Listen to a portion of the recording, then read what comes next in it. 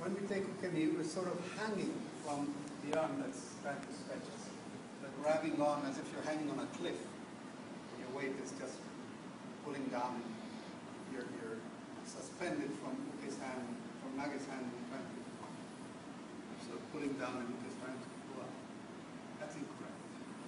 Or that's very basic. Instead, for ukemi,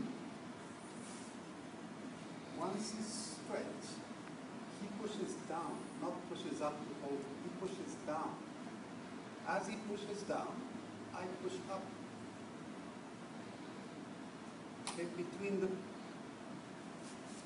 his push down and my push up, we hold in place and I lean back and stretch.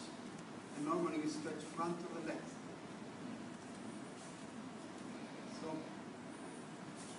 avoid, he's not now, and I'll show you how I can tell he's pulling up. And you see his hand went like that, and I suddenly let go, that's what he's doing. Because my weight just pulls down. Instead,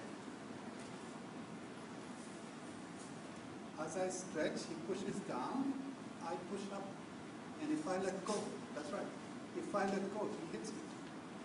That's how I can tell he's pushing down. Okay? That's more like a proper ukemi.